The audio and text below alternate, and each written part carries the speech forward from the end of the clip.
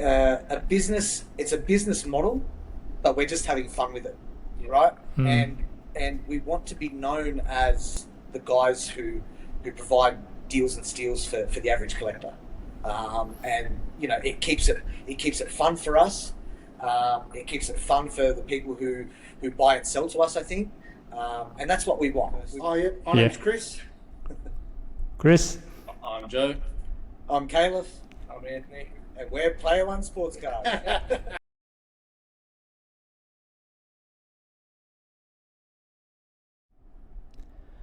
Welcome, guys, to another episode of the Courtside Investor podcast. I'm your host, the Card Boss, and on this podcast, we invite guests from all around Asia and Australia to come on the podcast to talk about their collecting journey. But today, I got a very special group of guests. This is Playeronesportscards from Australia. Four great guys, four handsome-looking gentlemen right in front of me. How are you guys doing, man? Good, thank you. How are you? Thank you for having us on. Yeah, thank you very much. It's going well. Nice. So tell me, before we talk about the origin story, how did the Player One Sports Card name come about? Because Player One just reminds me of the show, right? Ready Player One. So is there some connection to that? It basically stemmed from us when we were younger, always fighting for the controller. So on PlayStation or Mega Drive, whatever it was back then. We were in the early 90s. So there was always a demand to be player one, pick the team, pick the field, pick the track, whatever it may be. So that resonated a little bit when we were tossing names to each other, and then basically we all agreed that Player One Sports Card had a nice ring to it. It resonated with us, so then that's how it came. Awesome. Were you guys mates from school? No, so we're three siblings. Oh. So Caleb is the eldest, then Chris, then Anthony's youngest, and I just the brother from another mother. Yeah, that's it. I saw the resemblance, but I didn't want to mention it. But yeah, now that you pointed out, I do see it, dude. Yeah. Awesome. That's nice. So how did this? I saw some of the reels that you guys have posted. So you guys started out collecting cards in the 90s, which is what most of us started out. Even for myself, I started in the 90s as well. So tell me a bit about your collecting journey, whether individually or collectively. Just share your story. So I'll take this one because I'm the eldest. So basically, the way I got into collecting was. Long story short, I was 10 or 11 years old. It was 1991, and Michael Jordan had just won his first championship against the Lakers. I think that was 90 or 91, whatever it was. And I was 10 or 11 years old, and I saw on TV on the news that they were doing the sports report, and they were talking about the Chicago Bulls winning their first championship. And they crossed over to a reporter who was outside the stadium in Chicago, and he was interviewing some kids. And the kids were waiting for the players to come so they could get some autographs from the players. And these kids that this reporter was interviewing had the 1986 Fleer Jordan, right, which is commonly known as the Jordan's rookie card. And I saw that on TV, and I was like, "Oh wow!" It hit something within me. I don't know what it was, but I was like, "I have to have one of those." And so that's kind of what started it for me.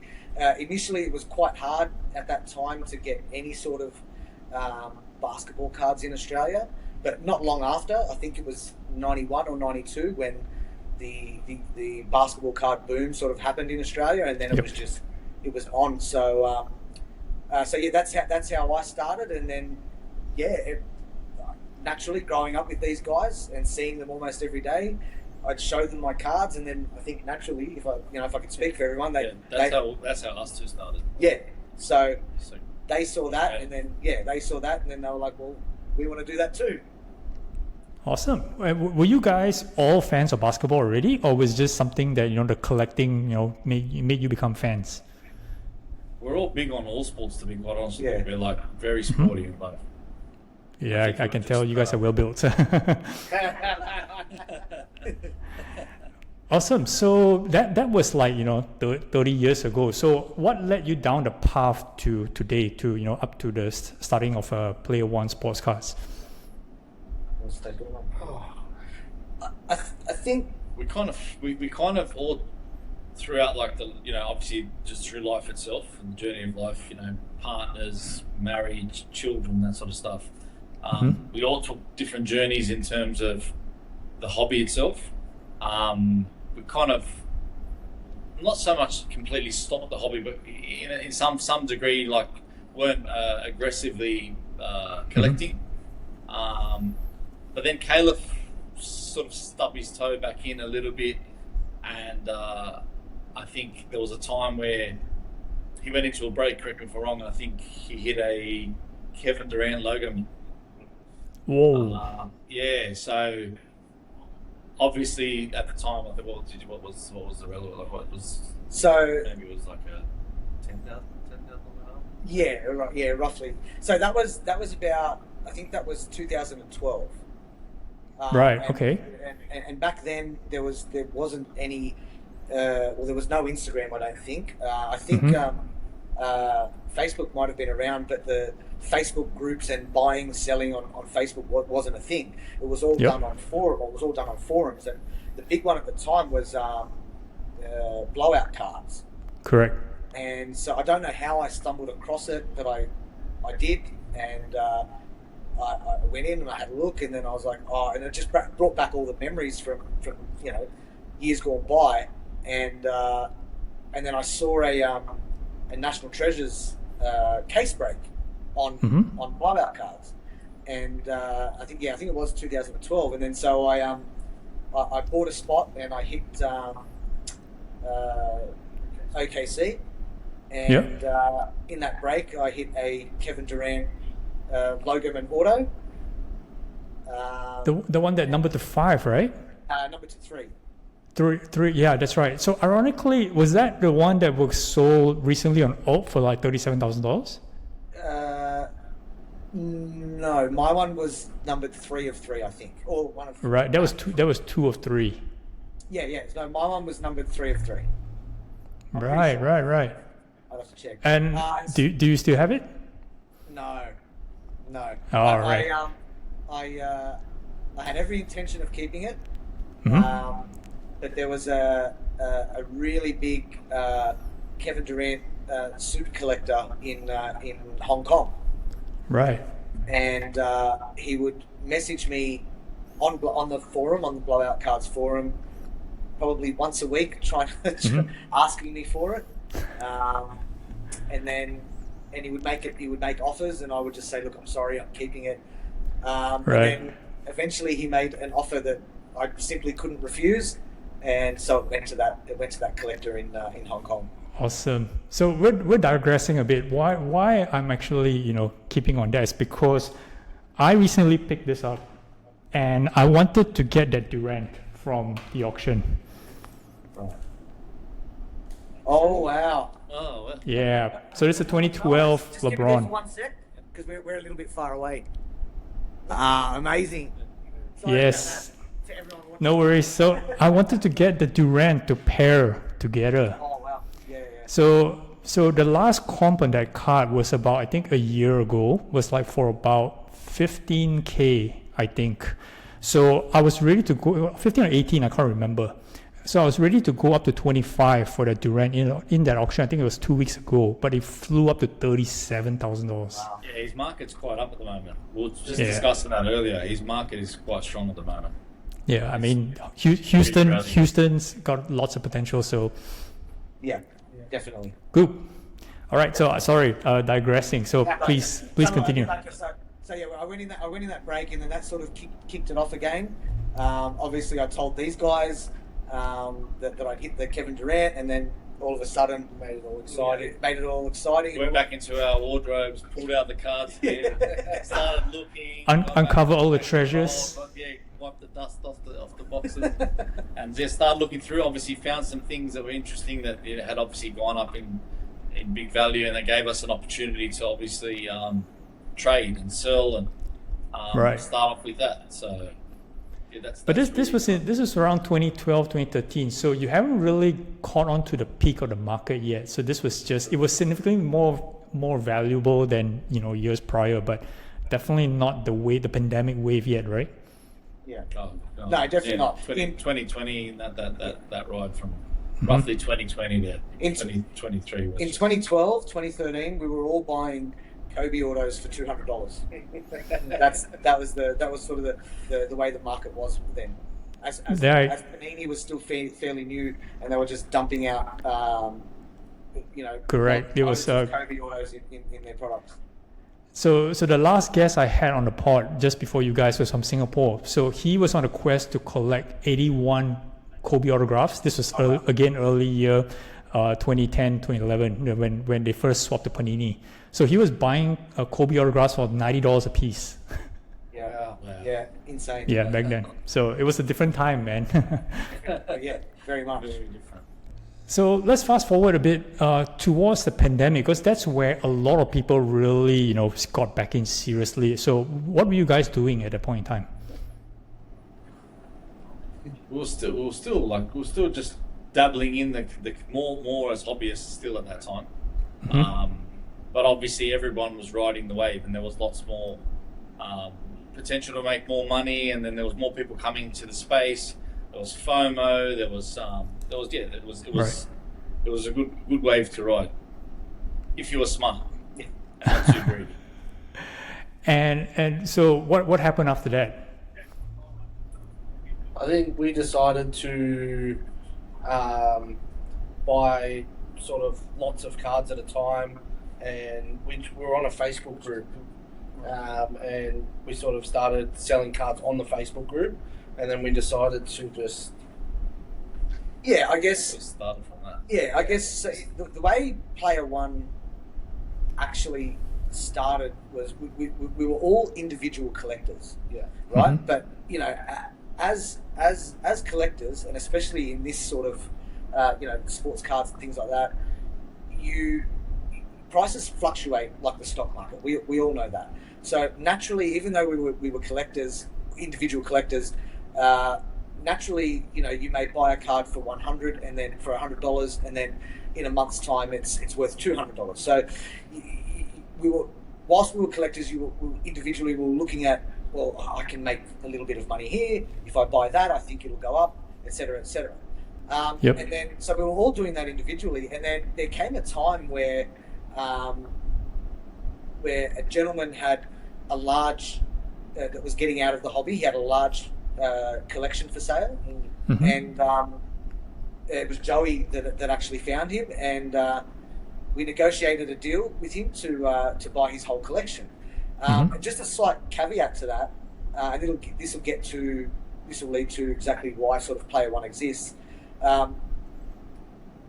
What we not that we don't like or it makes us angry or upset, because what we don't like to see is the average punter, the average collector, who maybe can't afford a Kobe auto or Mm-hmm. or anything like that. We don't like to see them being ripped off or taken advantage of or anything like that, right? So Right. we sort of, I don't like seeing, somebody may say they're looking for a particular type of card or a particular player's auto, and then somebody will say, oh, I've got that, and then, they'll be, 50, 100, 200% sometimes over what the market Right. value is, and they're trying to Right. get that extra money out So of the person. trying to take advantage, basically. So trying to take advantage, It hurts right? the hobby too. And it hurts the hobby. People getting burnt hands, it leaves a sour taste in their mouth. So Exactly right. You're trying to get more people into the hobby, and you see everybody. Well, not everybody. You do see some greed that's around, and then people get burnt, and then what happens? Yeah, they crash and Right. burn. Then it portrays a negative effect on the hobby, and therefore Right. what our vision is down the dump. So Yeah. for us, that's quite hurtful to see, obviously. So, having said all that, the way Player One started was we basically just, we've been brothers for all our lives, we were sort of just having a chat, and we were like, well, let's try and source some things as cheap as some stuff as cheap as we can, and then make it our motto to sell it back under market value so that the average collector is getting a good deal. Now, I'm not going to sit here and say we're angels in terms of, we don't make any money. Of course, we try and buy, as I said, this collection, we try and buy huge collections as cheap as possible so that, we can pass on the discounts. We can pass on the discounts. You know what I mean? So volume over. So like it's in terms of a business model, some people would argue it's probably not the best business model, but for us, our main focus is keeping it enjoyable. Right. If we lose focus of it being enjoyable, then I think we'll all cave in and then just go back to our regular 9 to 5. Yeah. So I think we want to keep it something that's enjoyable for us, and particularly in Sydney, and I would say probably in other states on the East Coast, we're known to be able to deliver on our promise, which is we get good acquisition, good rates, and obviously it's all in the acquisition, right? So if we're getting something in the vicinity of 70 or 80%, we will usually try and pass that on maximum 85, maximum 90. But never at comps usually, unless it's something quite special. We'll exchange that at comp value. But we buy aggressively, but we don't buy aggressively and then you see us post something for sale with this huge markup, and then someone's left saying, well, you guys really tightened the belt on me to get me down, and then you acquired the card, and then all of a sudden look at the markup you're putting. Not having a shop front obviously enables us to do that too, limits the overhead and stuff like that. So we navigate that hurdle via shows as well. So obviously we'll pay for a few tables, we'll get a stand where we're all known now the shows, so we'll get a few tables, and then we'll do the most of our selling there. But yeah, the rest of it's online. That's why we don't have a shop front as well. So we are trying to keep it still as fun as possible. Yeah. Got it. I think that's the advantage we have. It's a business. It's a business model, but we're just having fun with it, right? And we want to be known as, and I think we are to a certain degree, especially in the Facebook grid where we run live stream sales and stuff like that.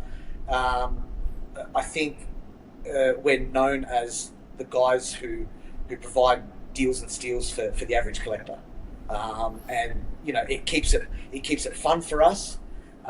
It keeps it fun for the people who buy and sell to us, I think, and that's what we want. We want we're all repeat customers too. We want people constantly coming back, and we've got whatnot streamers that are constantly plugging us on their streams, saying, "Oh, you guys coming to Sydney on this Sunday? There's an event, hobby hangout," and they're plugging us on their stream, saying, "Hi guys, they're in the chat. If there's anything you guys need, go down and see them. We buy our stock from them. Go see them. We're never disappointed. Always easy to work with." So it's not always about the dollars and cents with us. Sometimes it's about building relationships, repeat customers. I think that's a smarter way to look at things too. Not the short term, always think long term. And if you're going to sweat the small stuff, you've got to understand in this hobby, you're subjected to good times in terms of sales or return on your investment, and you're subjected to bad times. Now, if you take everything completely personal, and then if you've overreached in terms of financially, then of course it's going to hurt more. So we try and keep the calculated risk. We obviously there's 4 of us, as you can tell, so everything goes to a vote usually. I might like something, Chris might like something, and these two may not like something. So if we're at a stalemate, it's majority rules. So sometimes just have to pass on certain things. That's right. So I don't know that the emphasis for us is, like I said, it's really like about keeping it simple, but fun. The big fella on the end there usually gets his way. So judging by the size, I can see why. Look, I mean, the model is very noble. Like, I mean, of course, trying to grow the community, keeping happy customers coming back at the same time making decent amount of margins to keep it sustainable. I mean, that's awesome, right? So one of the things I wanted to bring up was because the last guest that I had from Australia, so he was saying that a lot of new collectors in Australia, are a bit afraid is not the word, but more like being very careful. Okay, for maybe just to avoid situations like you mentioned, whether or not somebody is gonna take advantage of them and things like that. So what they reckon is there isn't enough education for collectors in general about how to look at comps, how to check prices and things like that. So some of these safeguards to prevent them from being taken advantage of. Do you think that's true? Yeah, I think a lot of people come to Caliph and ask him questions. I think he's quite well known on the Facebook pages. A lot of people come to Caliph and say, look, I'm in a deal for this card and cash or whatever it is, or he's valued this and this. And Caliph gets a lot of messages like that, which I think, Caliph's an admin on a couple of pages, that's all. Yeah. So got it. I agree. Yeah. Is it a problem? I wouldn't call it a problem. There has to be some onus on the collector, whether they're new or experienced. Mm-hmm. If you're going to enter a hobby where you're spending hundreds, thousands, tens of thousands of dollars sometimes, you've got to do your due diligence. You've got to, where am I putting my money? Why am I giving this guy $200? Why am I giving this guy $20,000? Whatever scale you're in. So there has to be some onus on the collector, whether new or experienced. Now, if the question is, could there be more stuff out there about how to comp cards and how to, how to find out if somebody is legit or whatever it may be? Yes. The answer is yes. There could be more, but that's going to take, a bunch of people to put that out there, and it may not see. I don't think it's not going to be a problem because not every person is going to see it. If that makes sense. Right. Yeah. So in terms of calling it a problem, I wouldn't say that. No, it's I wouldn't say it's necessarily a problem. but it is something that needs to be. Could be done better. There could be done better, and there probably could be some better education out there for sure. Got it.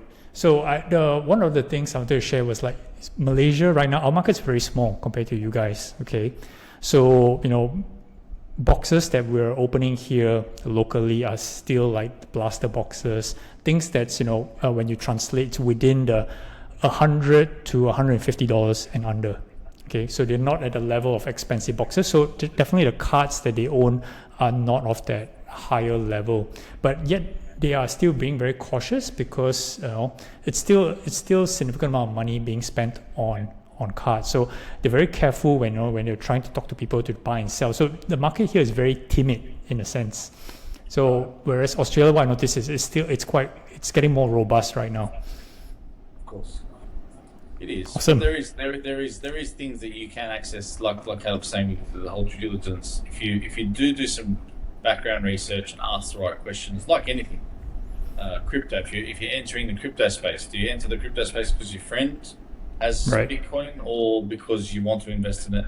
You should do some homework, and of course, don't overreach. So just always invest. If you're looking at it for investment purposes, it's a different aspect to being a hobbyist.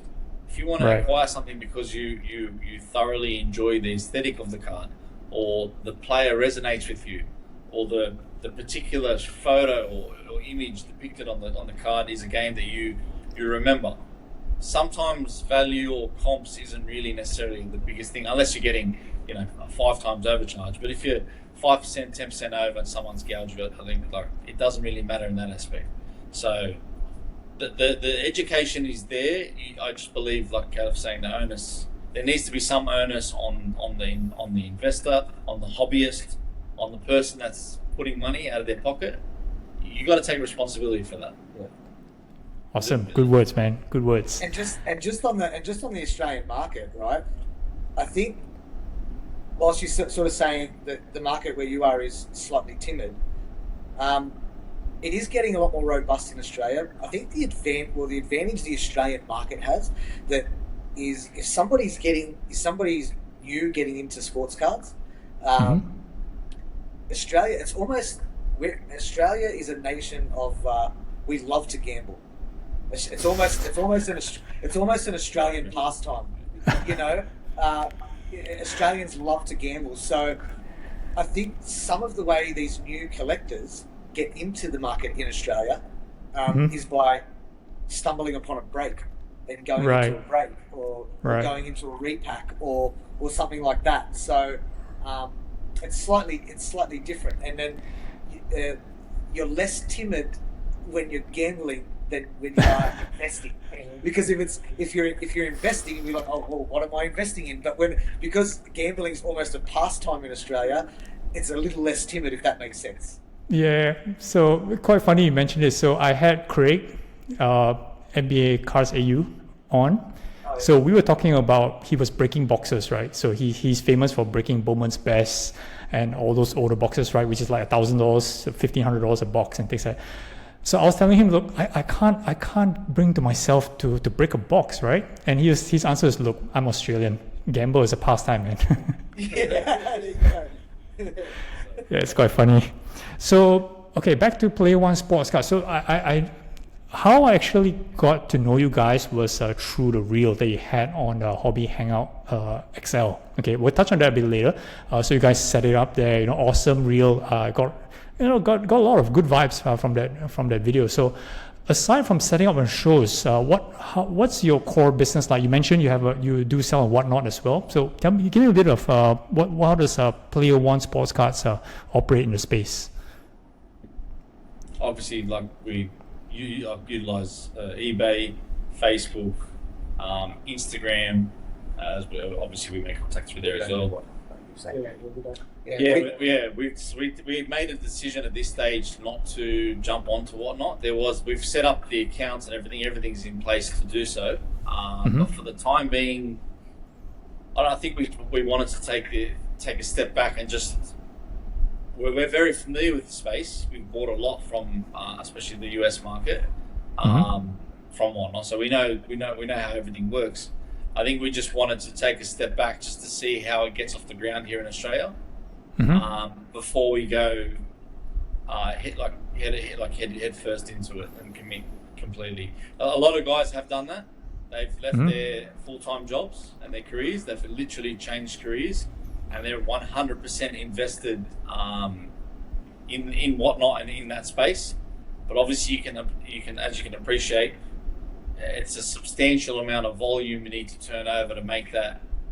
Correct, and the time investment as well. So that's it. That's full. There's no half foot in, half foot out. You're going to have customer demand. You're going to have to keep customers happy. Volume is going to go through the roof. More systems going to be in place. Yeah. More of us get to sacrifice more time.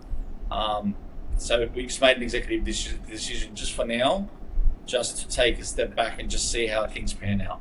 And I think just to add to that a little bit, when we were sort of discussing whatnot, we were discussing it for a few months really, when it sort of started to get off the ground in Australia. At the moment, it kind of goes against Player One Sports Cards motto. Like we were talking about earlier, we like to buy aggressively so that we can pass on discounts to the average collector. On whatnot, you're basically auctioning each item, and people are bidding to the max. The bidders are paying what the bidders are paying. So essentially, we're just selling cards at that point, and that's okay. That's good. That's a business. You may win on some cards, you may lose on some cards, but it kind of just went a little bit against why we're actually doing this. So that was part of the decision not to do whatnot also. So what we do is on Facebook. So obviously we go to all the shows. We buy and sell on Instagram as well. We put up posts saying, if you've got a collection to sell, talk to us. We sell cards through that sort of stuff, but we also do live stream sales on Facebook. On Facebook. Can I plug the Facebook group? Yeah, sure. Yeah, so on the Facebook group is called Sports Cards Addicts Australia. It's owned by Mailman John O'Michaels. Maybe I was mind mentioning him. But you know, and Jono's a great guy. He basically lets us have sort of free roam on there to do whatever we need to do. So we go live in that group. We sit there, all four of us, most of the time. You know, and we do a show where we're selling cards at fixed prices. Awesome. You know, and We're the only ones that do that. we're the only ones that do that. No, but there's nobody else in the space in anywhere in Australia that does what we do. No. Okay. In regards to that. Okay, awesome. And you know, I understand. Of course, guys mentioned you guys have full-time jobs, right? So, how much time do you dedicate, you know, to this? Whether is it on a daily basis or is it on a weekly basis? How does it work? You know, in terms. It has to be daily. You got to keep your finger on the pulse for opportunities. Obviously, even in doing so with 4 sets of eyes, there's always missed opportunities. You're always a minute too late to a post, a minute too late to respond to someone. Someone DMs you.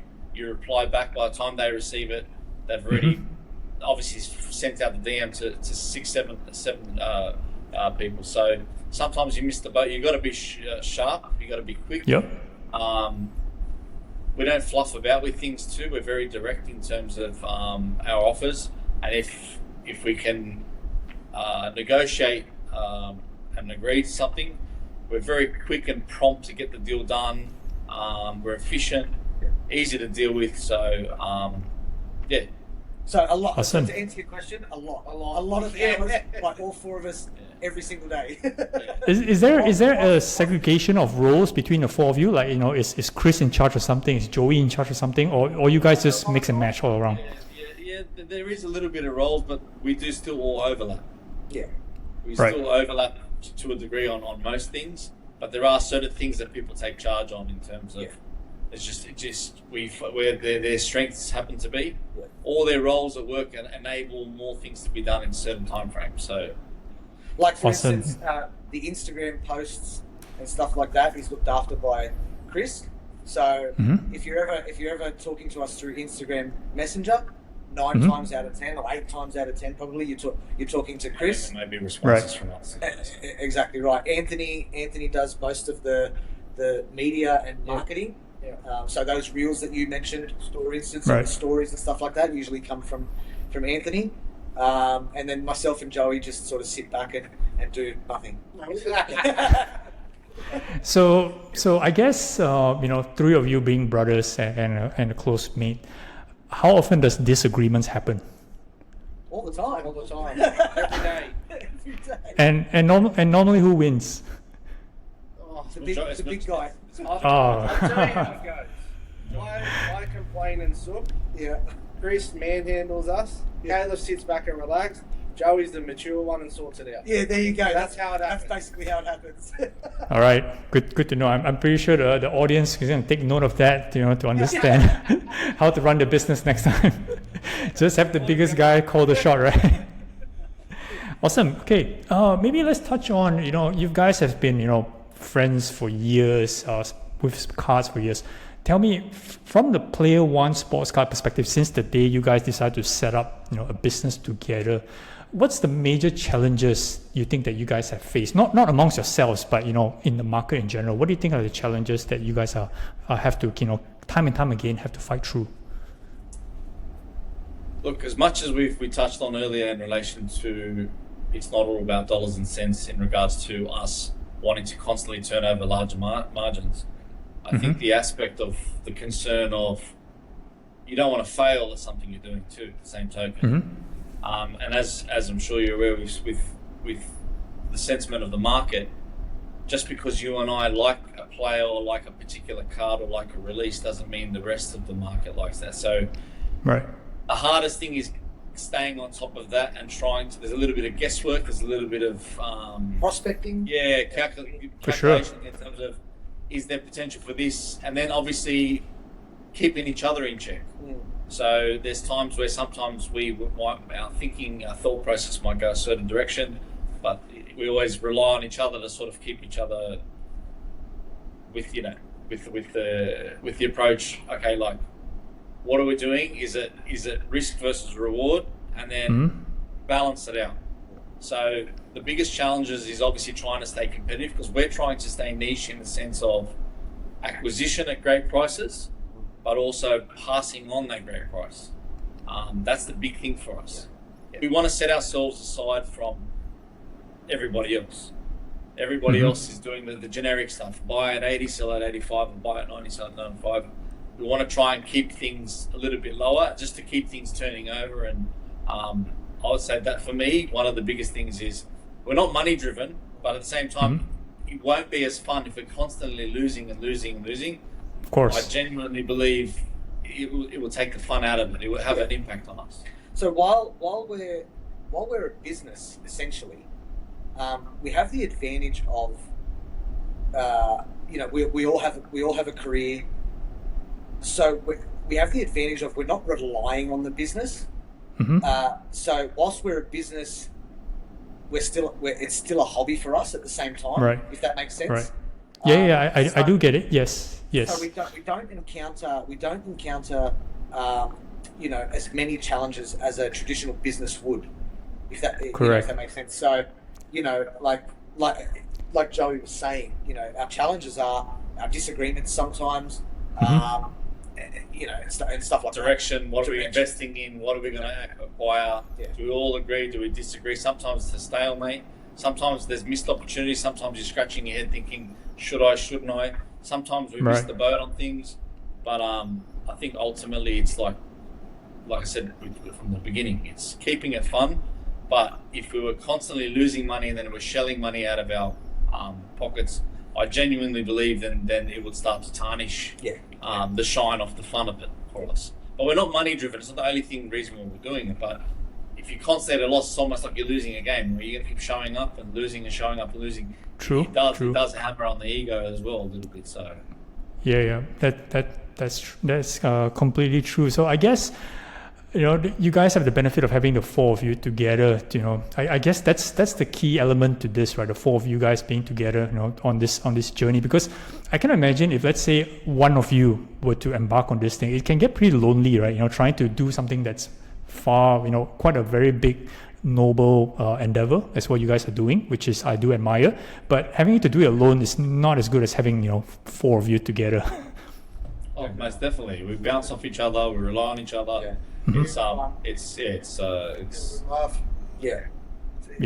Yeah, I can imagine.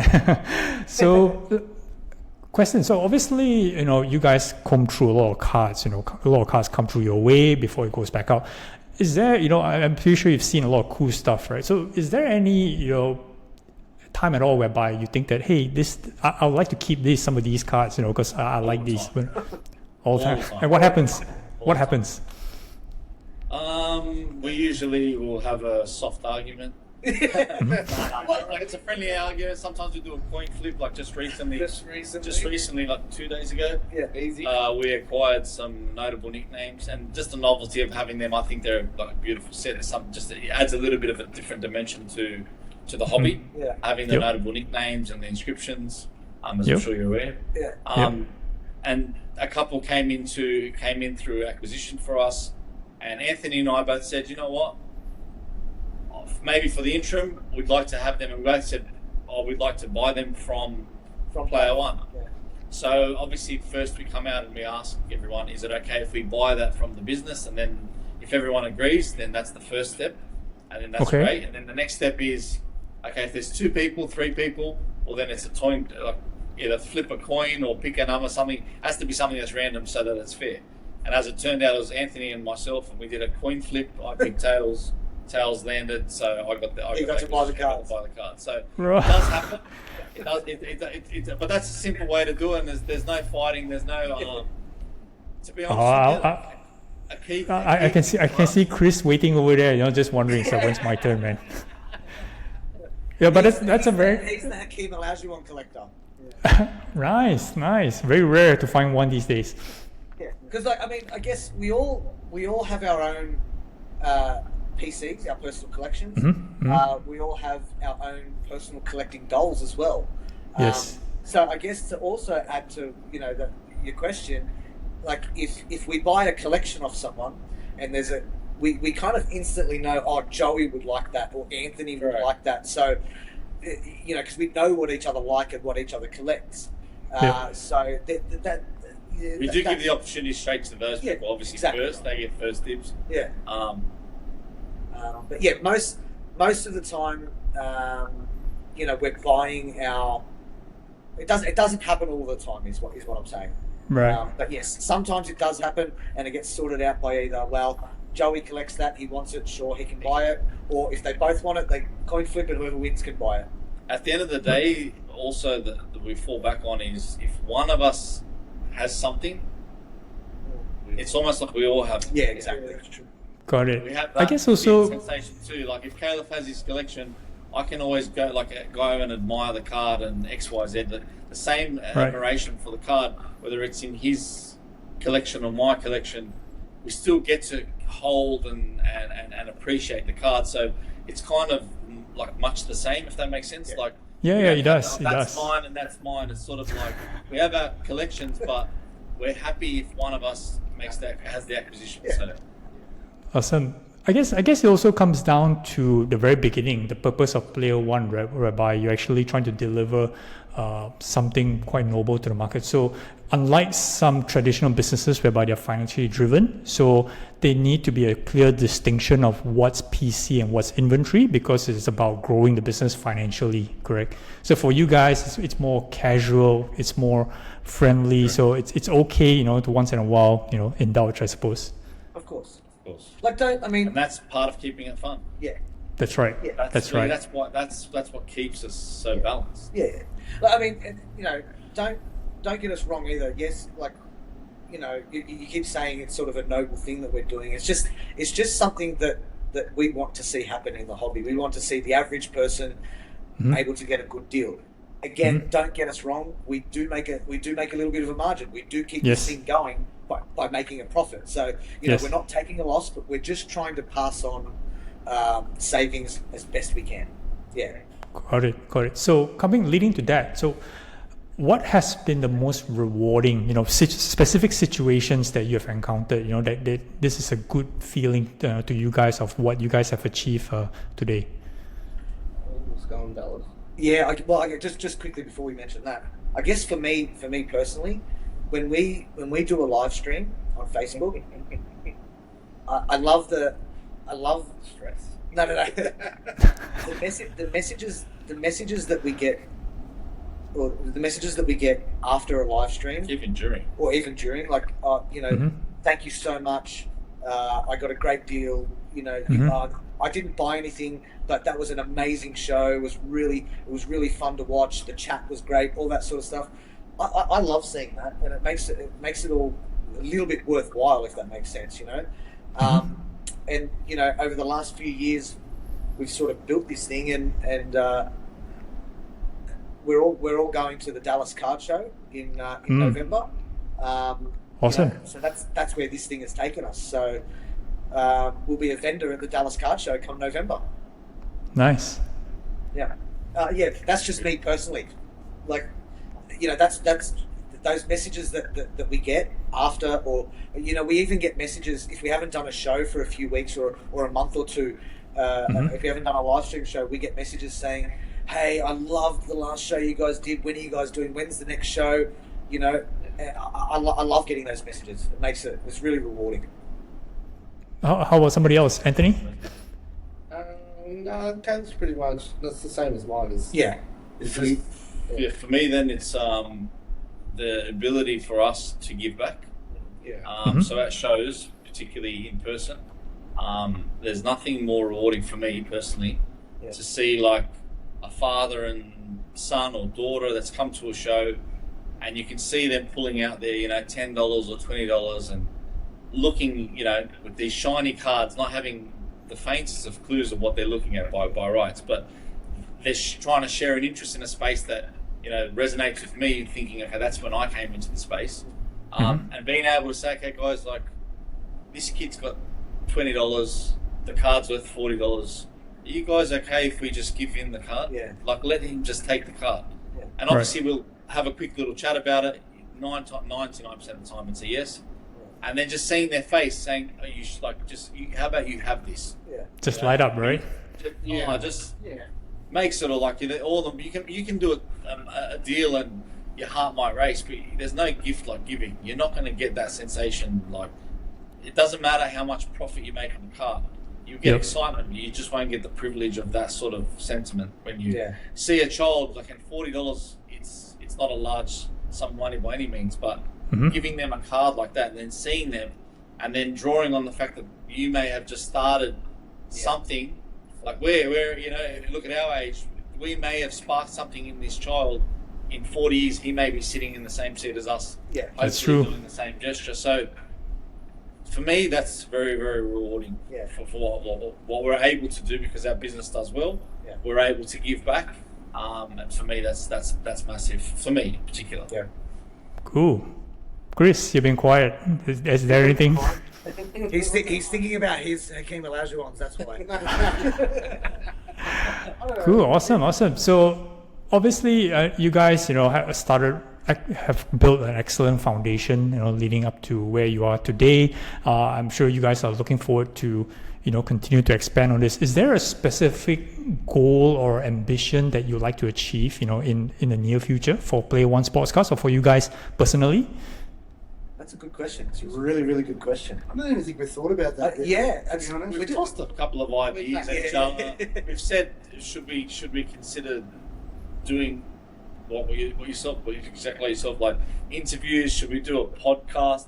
There's nothing really where there's in motorsports and all other sports. There seems to be so many podcasts where people come and talk about the sport specifically. Whereas with hobby, there are some people that talk about it, but it's sort of like a one-on-one environment. Whereas we're thinking that should we just, you know, invite guests in and talk about their experience and just explore the hobby and hear stories of, I had this Jordan and I sold it for this and now I've got this, and I don't know. We have tangled with the idea of the potentially something along the lines of that, but like we haven't gone that deep before in terms of like, where do we want to take this? Do we want to have stores and stuff like that? We haven't gone that deep because, like I said, I think our outlook is just so focused on keeping it fun. I think that does, to be transparent with you, it does hinder us being able to prosper more or I guess scale up at a faster rate. So that's probably a negative in that sense, but I mean, I don't know. With myself and these guys, I think we're just happy just to plod along. We're slowly creeping up. We're doing more things, more acquisitions, larger lots, more sales, more volume. I think we're just trying to keep it as organic as possible, to be honest, and just see where it takes us. But we've obviously just got to keep our finger on the pulse and just navigate our way through. Good stuff. So to touch on the podcast, one of the reasons that I started this channel, you know, to reach out to the different collectors is actually to give a lot of people in our region, Asia and Australia, a different perspective on the different backgrounds of people who are collecting, you know, in this space, because we're very accustomed to watching stuff from the US most of the time. So there is this little perception that, you know, all collectors behave like the collectors in the US, but that's not the case. You know, I've talked to so many people from different backgrounds: Australia, Philippines, Malaysia, Hong Kong. They all collect differently. They all have different stories, and I find that interesting. And one thing, the feedback I get is like from Australia, right? People will tell me saying that, hey, I didn't know that I had collectors in Australia, okay, who collect cards this way, right? I thought that everybody needed to collect cards like how they collect in the US. You know, buy at 70% comps and then flip it again and things like that. But it's not the case. People just buy, you know, in a certain way, differently in different markets. So having to be able to reach out to the different parts of this region has been very beneficial to helping, you know, even like for you guys to come aboard, to tell people what you guys do, right? I'm pretty sure most people have the perception that Player One Sportscards is just another online sports card store. But you guys are doing something a bit different, which is people may not be aware of. And that's what we like. We want to be unique. We want to give back. We want, you know, all those things. And I think we are unique. I think we've established that. And and that's another thing that's rewarding for us is that we're doing something different. Cool. But we really like what you're doing as well. And Thanks. the way because just to elaborate on what Joey was saying, a lot of podcasts or interviewers and stuff like that, it can become monotonous because they're just talking about I bought and sold this, or I made this much, or whatever it may be. Whereas what you're doing is great. You've got different people on, different perspectives, different guests talking about their story, their journey. So congratulations on what you're doing also. Yes. Thanks. This is just the beginning. So I hope to reach out to more more guys like you, to tell more stories. And the best part is, if we touch base again on the pod, let's say a year from now, your story could be completely different. Yeah. Excellent. Cool. So before we sign off, is there any advice that let's say for anybody in Australia, just maybe specifically Australia, right, who is watching this, is there any advice, for them as a collector or anything at all that you want to send out? I reckon just know your what's the word, market, Yeah. So, like, know what you want. And do your research is what I'm trying to think. Yeah. Do your research. There's plenty of platforms now where you can research or people like we're talking about before, people you can reach out to an hobby and just do your research, do your homework. Yeah. And spend a little bit here, spend a little bit there, and keep it fun. That's all I can say. I guess the only bit of advice that I would say is if you're a new collector, collect what you like. Yeah. Right? And whether that card or cards go up or down in value, it doesn't matter because that's what you like. If you're a new collector and you're in it to flip and make some money, again, no problem with that. Everybody does that as well. But if that's what you're in it for, my bit of advice would be don't dwell. Don't dwell on you may have paid a certain amount and now it's worth less. Don't dwell on that. Either sell it, turn it into cash and move on to the next thing, right? Or keep it and wait and see what happens. But don't dwell on it would be my advice. Good advice. Yeah. Cool. Is there anything else? Stay within your means as well. Yeah. Like anything you're investing in, it should be money that you can afford to lose. Yeah. So don't make your investment into the hobby, whether it's for collecting or for making money. Don't make that. Don't overreach. Don't take food off your table. Don't go without. Unless don't suppress your life in a sense where you're regulating how often you eat or things like that. Don't overextend, basically. Not paying back your repayments. Yeah. Not paying back your repayments on the house. Unless you're Kevin O'Leary and you can spend $12 million on. Oh, don't get me started on that. Then it doesn't matter. If you're Kevin O'Leary, then you can invest as much as you like and it doesn't matter. Awesome. All right, cool. So that concludes our podcast with Player One Sportscards. Their IG is @Player1Sportscards. So on behalf of Chris, Joey, Khalif, and Anthony, okay, I'm the Card Boss. Thanks for watching, guys. Do like, subscribe, follow this channel, and we'll catch you guys again soon. See you, man. Thanks, guys. Thanks, Thank you. See you. Thank you.